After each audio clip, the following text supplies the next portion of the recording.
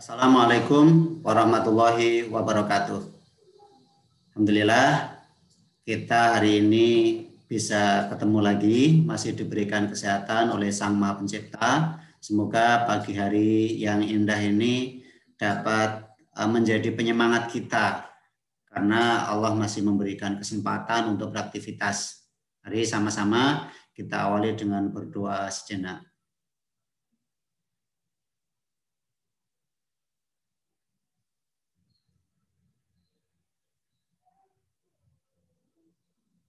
Selesai.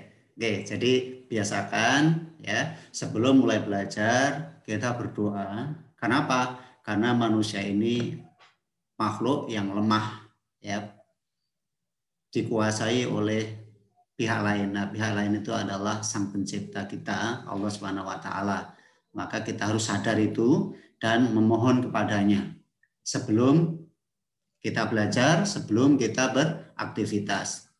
Nah, dengan berdoa kepadanya, berharap mudah-mudahan Allah memudahkan perjalanan kita dalam menuntut ilmu, ya, terutama Anda.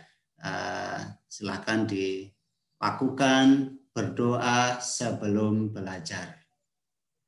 Baik, hari ini kita akan lanjutkan tentang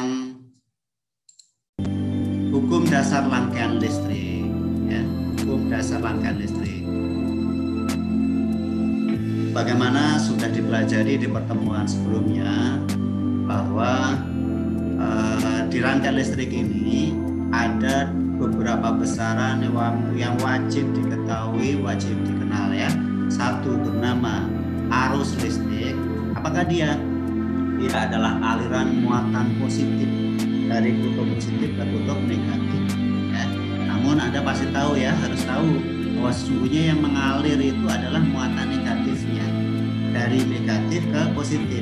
Ya, tapi di waktu bersamaan ada muatan positif yang dianggap mengalir. Nah, yang dianggap mengalir inilah arus listrik. Ketika muatan bergerak, dia perlu energi.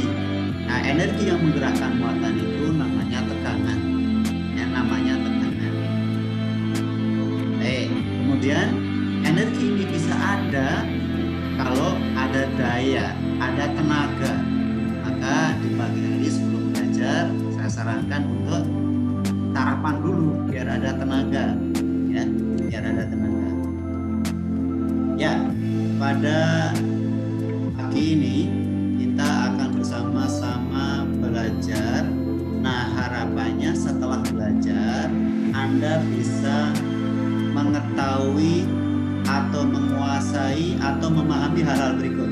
Ada 5 hal ya. Learning objective. Ini adalah tujuan pembelajaran pada bab ini. 1. Anda diharapkan mampu menguasai, mengetahui, memahami hubungan antara tegangan dan arus. Ya, tadi di awal saya sebutkan arus itu apa, tegangan apa. Nah, sekarang hubungannya antara tegangan dan arus, yaitu kemudian dirangkum dalam sebuah hukum namanya hukum Ohm. Kemudian yang kedua, understand the basic structure of electrical circuits, essentially nodes, loops, and branches. Jadi Anda diharapkan nanti bisa memahami struktur dasar sebuah rangkaian listrik. Pada rangkaian listrik itu ada 3 hal utama yang harus tahu. 1 namanya nodes atau titik atau simpul. Ya. Kemudian yang kedua loop. Loop itu putaran atau orang menyebutnya mesh, putaran ya. Kemudian yang ketiga branch, cabang. Ya, cabang. Ada 3 istilah itu yang nanti akan kita pelajari. Kemudian yang ketiga, understand Kirchhoff's voltage and current laws and their importance in analyzing electrical circuits. Jadi Anda diharapkan memahami hukum Kirchhoff. Hukum Kirchhoff-nya ada 2. 1 Kirchhoff voltage law, hukum Kirchhoff untuk tekanan.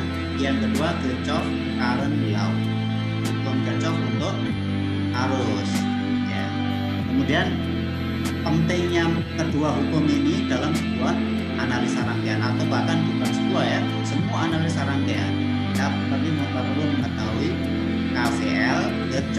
Kirchhoff's Law, dan KCL, Kirchhoff Current Law. Dan tujuan pembelajaran yang keempat adalah understand series resistance and voltage division and parallel resistances and current division. Jadi maksudnya Anda diharapkan memahami ya susunan resistor seri dan konsep pembagi tekanan. Seri dan konsep pembagi tekanan. Ya, bukan itu aja.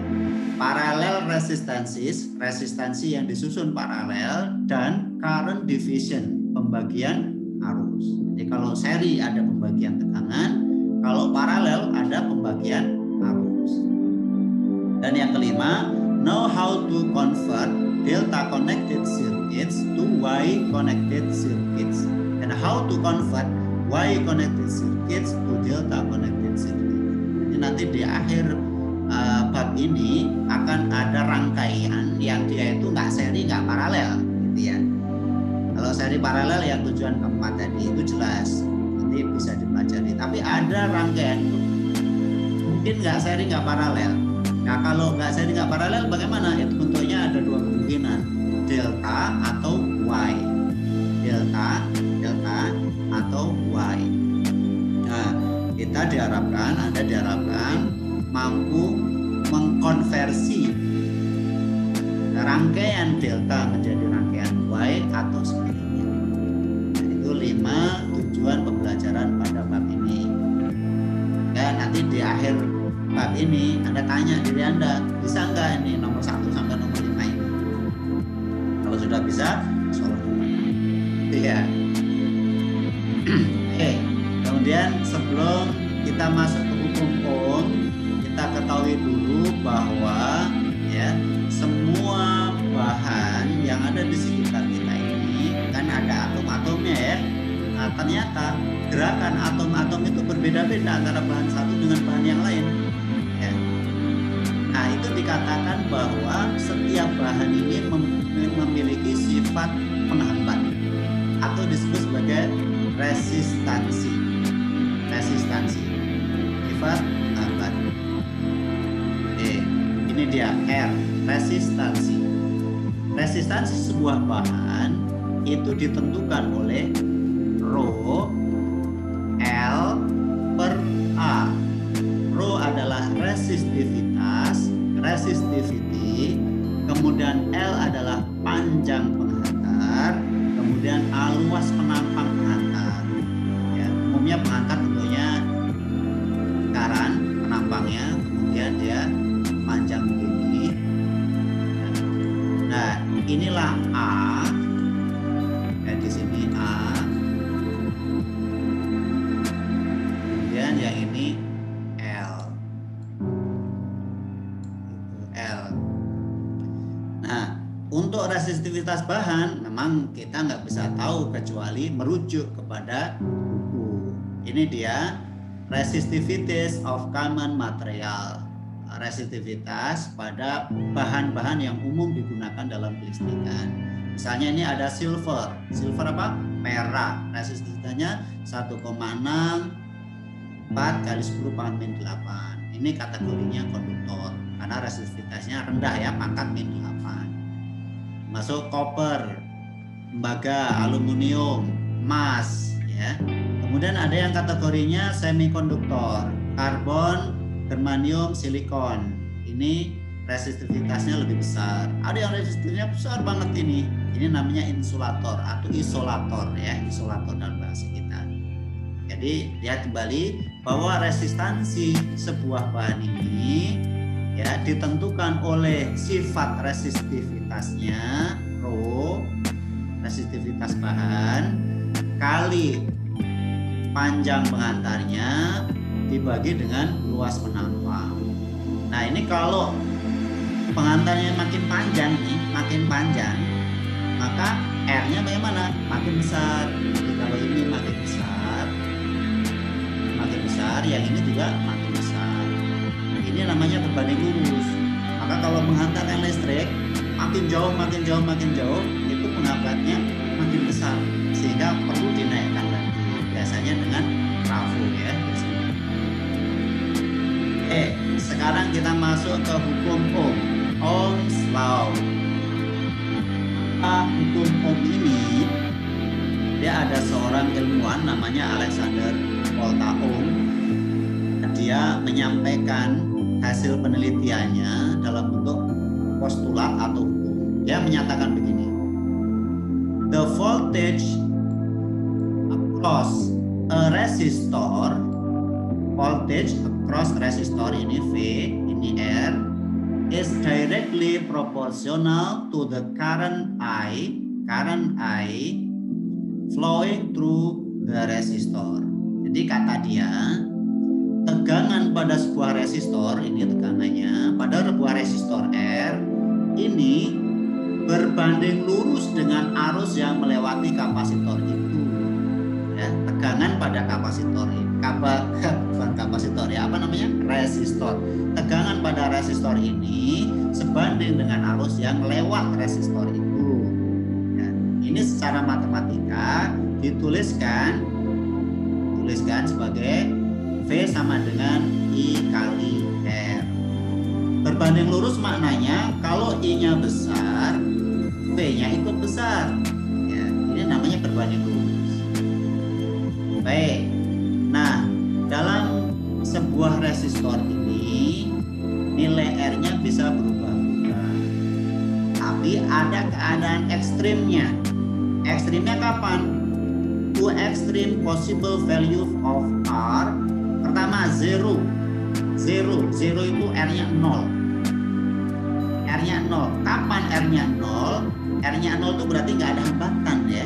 Nggak ada hambatan. Saat itu terjadi ketika short circuit. Ketika dihubung singkat.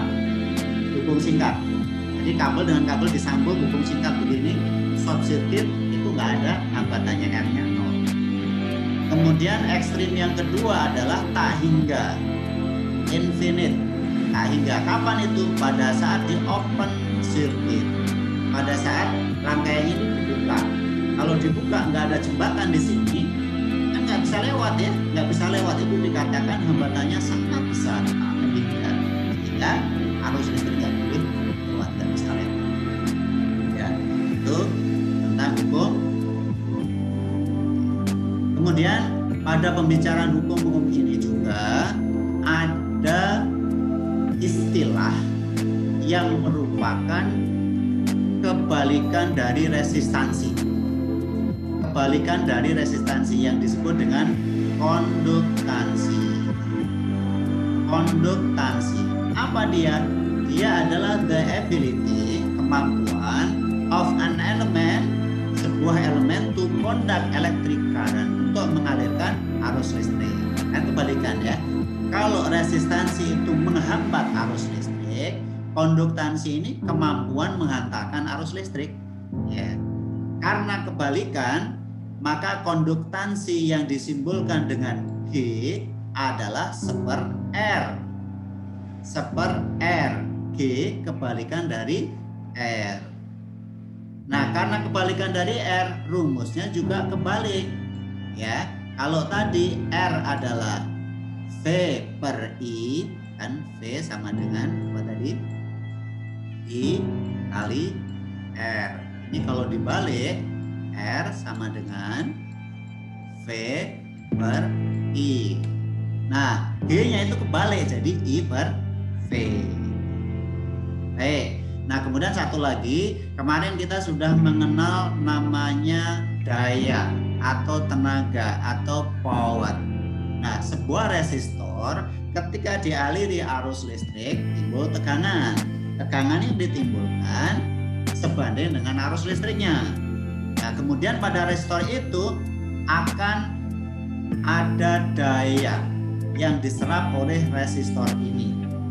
Daya P yang kemarin kita kenal V kali I. V kali I. Sekarang V-nya ini diganti dengan I kali R. Ya, I kali R. Sehingga menjadi I kuadrat kali R. Atau I-nya bisa diganti dengan V per R, jadilah daya adalah V kuadrat per R. Ya, ini hanya manipulasi rumus. Memang hukum Ohm kayak begini dan Anda pasti sudah tahu V sama dengan I kali R. Tapi menggunakan rumus ini jauh lebih penting. Bagaimana menggunakan ini, kapan menggunakannya jauh lebih penting. Oleh karena itu sering-sering latihan.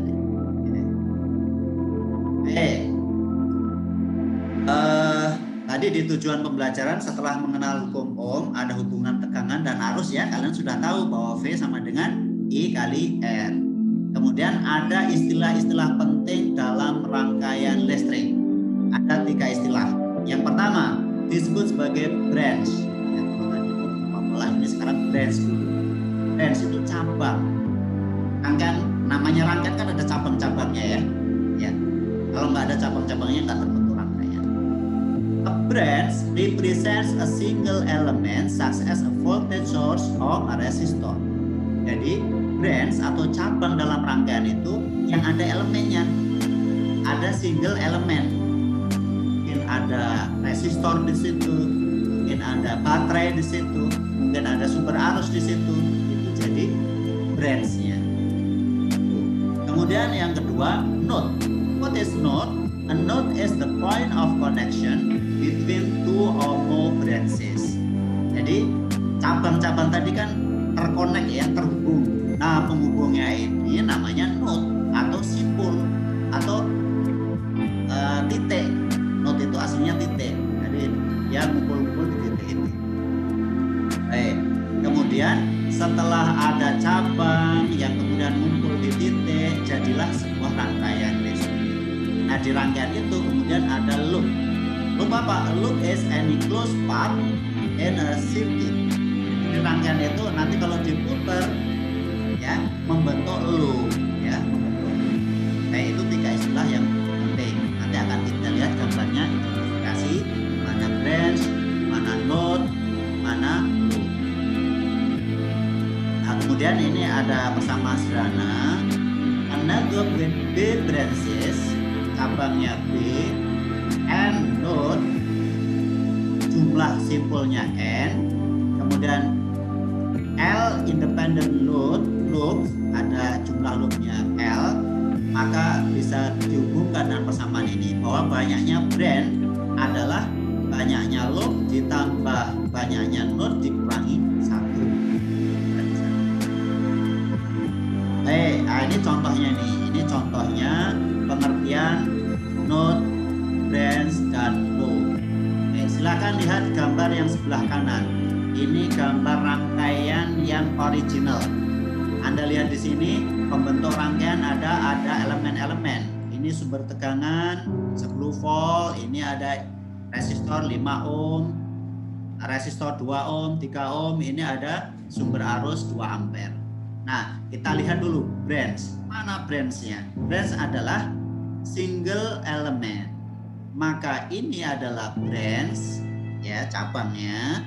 Ini juga cabang, ini juga cabang, dan ini cabang. Jadi ada berapa? Ya, kita lihat di sini supaya jelas, kita lihat di sini. 1 2 3 4 5. Baik. Jadi di rangkaian ini setelah diubah ke sini ya, setelah diubah ke situ kita hitung ada 5 branches, ada 5 cabang di rangkaian ini, 5 cabang. Kemudian node-nya ada berapa node? Ingat, node adalah pertemuan antar cabang. Node pertemuan antar cabang. Maka A ini adalah node ya. Kemudian B ini memang ada pertemuan di sini, ada pertemuan di sini, ada pertemuan di sini. Tapi lihat, di sini tidak ada cabang. Ini nggak ada cabang, nggak ada elemennya, nggak ada elemennya. Karena nggak ada elemennya, dia bisa disatukan, ya. Karena disatukan jadi satu node B namanya. Kemudian yang bawah, ini juga tidak ada elemennya, ini nggak ada elemennya, maka dia bisa disatukan jadi satu node namanya D. Ya, lebih jelasnya di sini D disatukan, ini D, ya, dan C juga disatukan, ya. pada gambar ini cukup ada 3 not, ada 3 simpul, ya, ada 3 titik.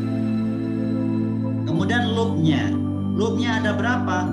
Ya, kita lihat loop itu putaran. Baik, ini adalah loop, ini adalah loop, dan ini adalah loop. Ya. Berapa loopnya? Ada 3. Coba kita gunakan persamaan ini. Apa tadi persamaannya? Ya, kita lihat ya. Branch-nya tadi ada 5, note-nya ada 3, terus kemudian loop-nya ada 3. Kita balik ke sini. 5 branch-nya sama dengan, ya, L-nya, loop-nya 3, ditambah N-nya 3, dikurangi 1. Pas ya, 5. Jawabnya 5. Kemudian setelah itu nanti ada rangkaian-rangkaian sudah diidentifikasi mana cabangnya, mana node-nya, kemudian mana loop-nya. Nanti kita akan temukan rangkaian itu seri atau paralel. Nah, ini sangat penting dalam rangkaian listrik. Kita mesti tahu mana seri, mana paralel. Oke, lihat ini. Pengertian seri dan paralel. Two or more elements are in series if they exclusively share a single node, and consequently carry the same current. Jadi seri itu kalau rangkaian-rangkaian ini mereka menggunakan satu single node bersama-sama. Ya. Contoh ini node yang dimaksud dan ini node yang lain dimaksud. Dan ketiganya menggunakan node yang sama ini. Ya. Kemudian karena dia di garis yang lurus, maka I-nya sama. Arusnya sama karena arusnya tidak bercabang.